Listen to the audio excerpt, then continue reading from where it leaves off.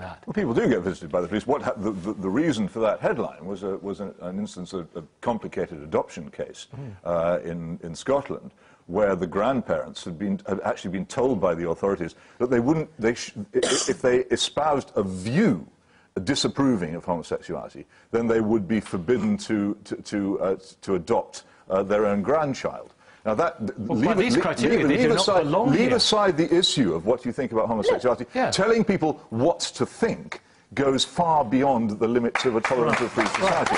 You see what we're getting at here, but if you express views like that by the Cameron criteria, if I may coin a phrase, they don't belong here. Well, to believe these things is to belong here. This is what Saida Varsi was talking about. Baroness Varsi, she said that there are that Islamophobia is becoming the one acceptable form of prejudice, which is okay. And it's okay because people don't see the debates within Islam, don't see the discussions that are going on. I actually think we should celebrate differences, not tolerate them. Let's recognise it and get on with it. Godfrey Bloom from UKIP. If I may, Godfrey, you said a couple of years ago, famously, it was a few years back, famously, no self-respecting small businessman with a brain in the right place would ever employ a lady of childbearing age. Right. Yeah, that's now received wisdom, isn't it? And if you look at the figures... If a Muslim cleric said that, how would people react to him?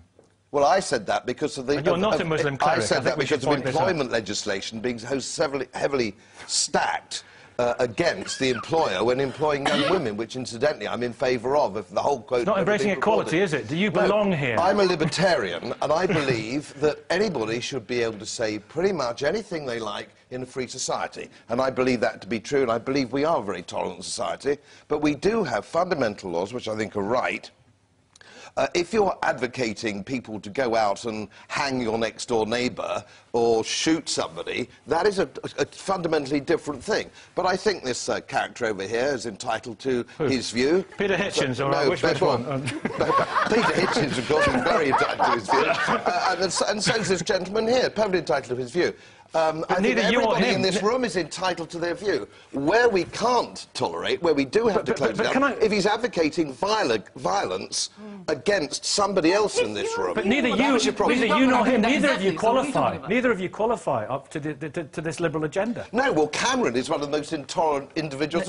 Cameron will sack you if you've got a bed and breakfast place of your own and you don't want homosexuals coming to stay.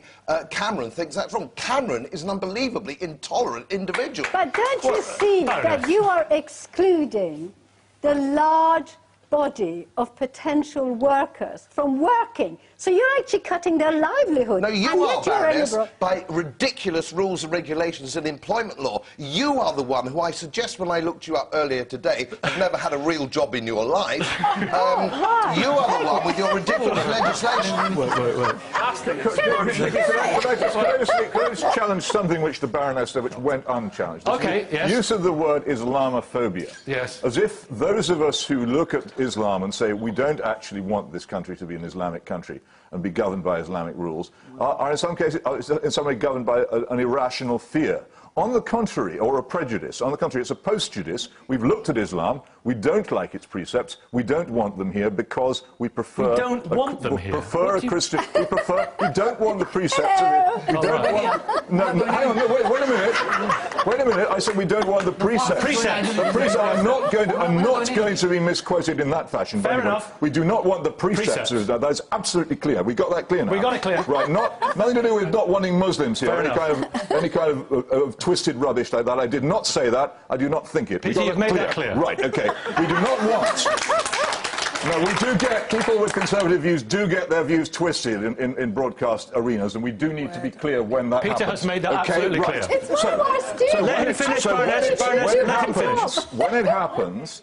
What I'm saying here is we do not want the precepts of Islam here because we do not want to live in an Islamic society. That is a rational position. It is not a phobia and can't be classified as some kind of mental illness. It is a perfectly reasonable position to take, and people who want to take part in a civilized discussion should not classify the opinions of their opponents as phobias. They should take them on with reason, fact and logic, especially academics and professors. Peter, thank you.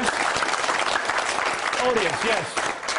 For a quick I'm point. extremely proud to be part of a very multicultural family. You know, Nigerian brother-in-law, Iranian stepfather who is Muslim, and I think that, you know, he'll celebrate Christmas with us, I can celebrate Iranian New Year, and I love finding out about the different cultures, and we need that as a society to have the influence.